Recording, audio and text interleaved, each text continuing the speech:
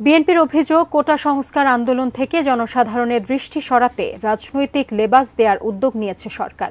আর এ কারণেই গত কয়েকদিনে বিএনপির কয়েকশো নেতাকর্মীকে আটক করা হয়েছে বলে অভিযোগ দলটির। আন্দোলনে সহিংসতা ঠেকাতে সরকার ব্যর্থ হয়ে মিথ্যাচার করছে বলেও দাবি তাদের। আরও জানাচ্ছেন নাজিয়া আফরিন। আমরা এই আন্দোলনের সঙ্গে কখনোই সরাসরি জড়িত নই। আমরা তাদেরকে নৈতিক সমর্থন দিয়েছি। কোটা সংস্কার আন্দোলনে সমর্থন জানিয়ে এখন বিপাকে বিএনপি। আন্দোলনকে কেন্দ্র করে দেশজুড়ে সহিংসতা ছড়িয়ে পড়লে নাশকতায় সম্পৃক্ততার অভিযোগে বিএনপির স্থায়ী কমিটির 2 জন সদস্য সহ সিনিয়র অনেক নেতাকর্মী আটক হন। সারা দেশেই বিএনপি নেতাকর্মীদের বাড়িতে অভিযান চলছে। কোটা আন্দোলনকে কেন্দ্র করে গত কয়েকদিনে সারা দেশে একের পর এক মামলা হতে থাকে। এসব মামলায় বিএনপি ও জামায়াতের নেতাদের আটক করা হচ্ছে।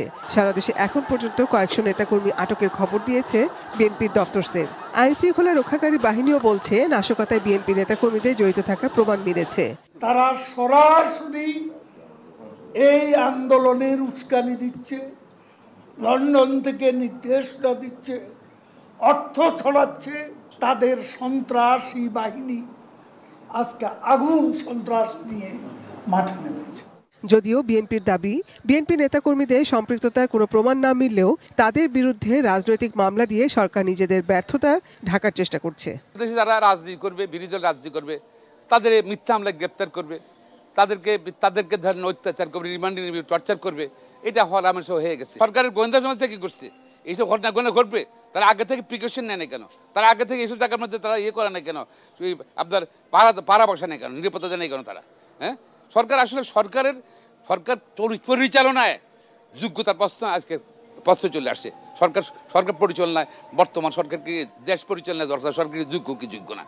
সরকার পতনের যুগপৎ আন্দোলনের অন্যতম শরিক গণতন্ত্র মঞ্চ বলছে, আলোচনার মাধ্যমে যে সমস্যার সমাধান হতো তা শেষ পর্যন্ত কেন রক্তাক্ত হলো এর দায়ভার সম্পূর্ণ সরকারের। আর এই ব্যর্থতা গ্লানি ঢাকতেই বিএনপিকে নিয়ে মিথ্যাচার করছে সরকার। বিষয়টাকে ঢাকা দেবার জন্য এখন এটাকে একটা বিএনপি জামাতের একটা পরিকল্পিত সংগঠিত নাশকতার একটা আবরণ দেওয়া হচ্ছে মানুষকে বিভ্রান্ত করবার জন্য।